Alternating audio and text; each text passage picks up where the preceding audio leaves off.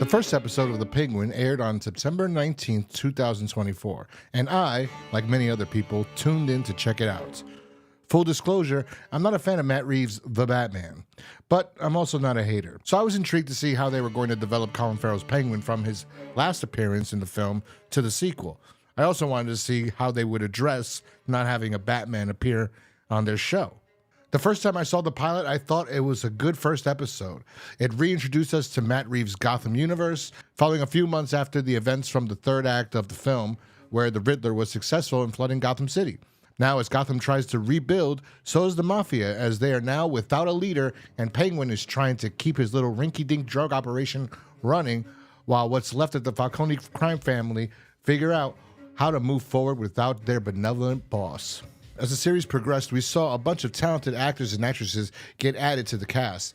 Talent from much better television series like Michael Kelly from House of Cards, Theo Rossi from Sons of Anarchy, Clancy Brown from Dexter's New Blood, Bugsy Siegel from Rescue Me, Alaska Palladino from Boardwalk Empire, and the mom from 24 as Nadia Maroney. All extremely talented and diverse actors that were cast to help prop up what I can only say is scripts that were not as great as everyone's claiming they are. Now, don't get me wrong, this is a very well-written series, but it lacked substance. There was a lot of subtext in the series, but there was no substance. What started out with a fun, interesting, and well-written pilot by episode 4 or 5 ended up feeling like a wannabe gangster series by people that thought they could market this as a Sopranos in Gotham City. I thought the showrunner and the writers would want to delve into the underworld of Gotham City and show how Oswald Cobb would go from street thug to underworld kingpin, but ended up becoming a show about Jack Bauer getting caught in a predicament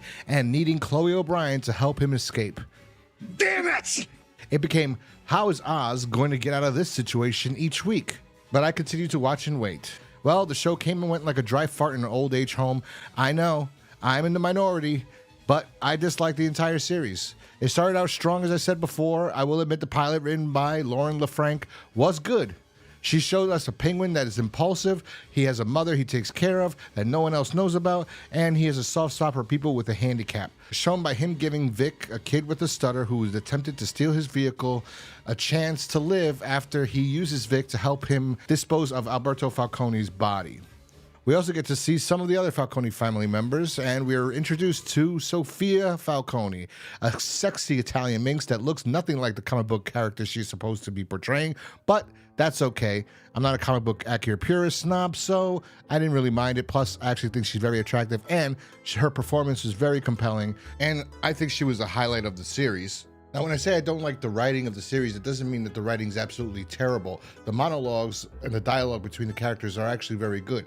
It's that there's nothing of substance to each of these characters. They pretend like there is, but there really isn't. They all have the same motives. And it just feels like a cheap version of The Sopranos. Watch your fat fucking mouth. As I said before, I presumed the intent of the show was to show us what Oz was going to be doing and how his character was going to develop from street thug to kingpin. But instead, Oz starts out the same as he ends up. There's no character development. We only get a wardrobe development. Oz dresses slightly better at the end of the series than he started out in the beginning, and there's a small little line that mentions why he should. You want to be welcome? You gotta look clean. As a fucking whistle. Penguin actually doesn't have a character arc in this entire series. You know who had an arc? Noah.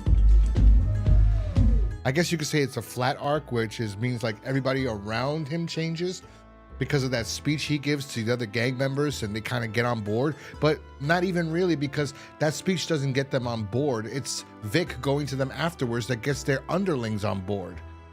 And by the way, about that entire speech, there's a lot of content creators on YouTube that love to talk about woke films and woke television series, and they all praise this, but there was definitely woke ideology sprinkled all through this, especially every time a character gave a speech in the series. They're dead because the Maronis and Gigantes got the power to take you out. You want revenge? What the fuck is stopping you? They're right over there. Across the Elliott Bridge. The bridge that was built by your ancestors, Donny boy. But it ain't named Sullivan, huh? No, it's named for the rich crooks who took credit for your family's hard work. They run shit, we eat shit. This This was my father's.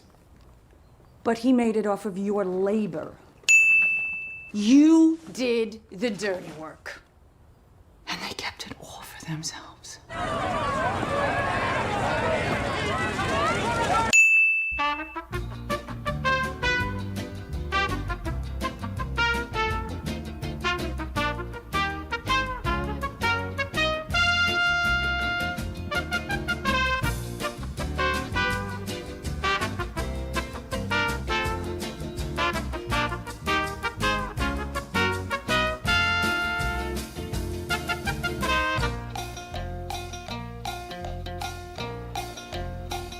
So maybe that's my main complaint about the entire writing process or aspect of the series. Again, I do think the series was one of the best shows on television, but I saw all this sprinkled in there, and I am a big fan of the mafia.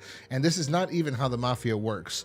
When Sophia does what she does and admits to killing the entire Falcone crime family, there are other family heads besides the other gang leaders in Gotham that should have jumped in and taken her out. One of her other people would have taken her out for simply killing the underboss right in front of everybody.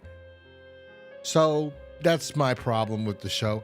Besides that, like I said, the acting is phenomenal with what the characters are given. There's some bad dialogue and some bad writing that some other actors try to elevate. That's why they casted them. But other than that, the show was a good show.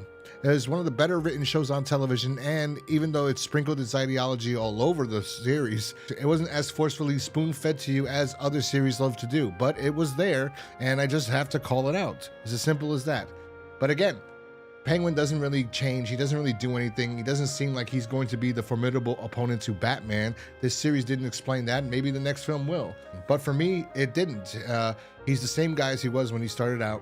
I guess you could say he starts out being a crooked criminal and ends up being involved in the crooked world of politics. I think Vic is probably the only character that actually had an arc.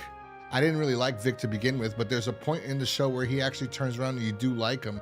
And then to give him the motivation, you want to see him turn bad as well. You want to see him go full bad, but it never happens. Like that could have been the best part of the show, besides it being about the Penguin, is showing how the Penguin took this poor innocent kid and corrupted him and turned him into a bad guy in Gotham. But no, they ended up trying to pull a Tony Soprano, Christopher Moltisanti type deal, like we're supposed to hate Penguin even more. And I'm sure there are people out there that do, but I didn't. Anyway, those are my thoughts on the Penguin. It's a decent television series, and I do think you should watch it for the acting. I think Penguin and Sophia Falcone are terrific in this show, but my biggest gripes are with the writing, even though it's strong with the dialogue, but I have issues. Anyway, let me know what you thought about the series in the comment section down below. If you like this video, hit that like button, subscribe if you're new here, and I will talk to you guys next time. Peace.